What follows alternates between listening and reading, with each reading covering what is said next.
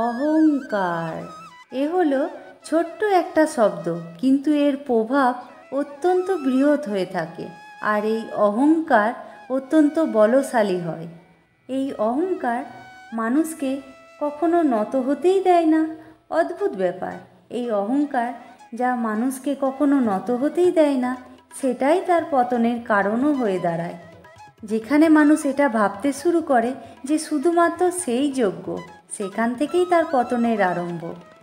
দেখুন, যদি কোনো মানুষ ভাবে যে আমি সব কিছু করতে পারি, তাহলে তা হলো তার বিশ্বাস। কিন্তু যদি সে এটা ভাবতে থাকে যে একমাত্র আমি এই কাজটি করতে পারি, তাহলে সেটি হলো সেই ব্যক্তির অহংকার। আর এটা আপনাকে বিনাশের পথে অবশ্যই নিয়ে যাবে।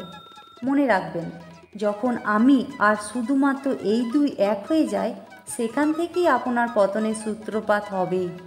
তাই আপনি কখনোই এই অহংকারের চক্রব্যূহতে ফেঁসে যাবেন না।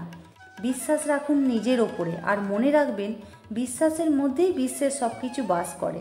তাই এই অহংকারকে ত্যাগ করে ফেলুন আর আত্মবিশ্বাসের ওপর মনোযোগ করুন। চলুন আপনাকে একটা উদাহরণ দিই। আপনি রেশমের কীট দেখেছেন?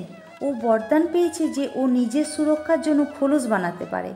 এবার ও তাতে এতই মত্ত হয়ে যায় যে এমন এক আবরণ বানিয়ে ফেলে যাতে সে নিজেই আবদ্ধ হয়ে চাপা পড়ে মরে যায়। এটা তাৎপর্য কি? তাৎপর্য খুবই সরল। গর্ব করা খুবই ভালো, কিন্তু অহংকার করা কখনোই উচিত নয়। যদি অহংকার মনে প্রবেশ করে, তাহলে এই বরদানও অভিশাপে পরিণত হতে সময় লাগে না। আর যদি কর্ম শ্রেষ্ঠ হয়, তাহলে অভিশাপও বরদানে পরিণত হয়। তাহলে আসুন, অহংকার ত্যাগ করুন, শ্রেষ্ঠ কর্ম করুন, আর আমার সাথে ভালোবেসে বলুন, রাধা রাধা। শ্রীকৃষ্ণের মূল্যবান বাণী মানুষকে জীবনের গভীর অর্থ এবং উদ্দেশ্য উপলব্ধি করতে সাহায্য করে। তো বন্ধুরা, আজকের ভিডিওটি এই পর্যন্ত। ভিডিওটি ভালো লাগলে লাইক, শেয়ার, কমেন্ট করে সাবস্ক্রাইব করতে ভুলবেন না। আগামী দিনে এমন ভিডিও দেখার জন্য চ্যানেলের পাশে থাকুন। ধন্যবাদ।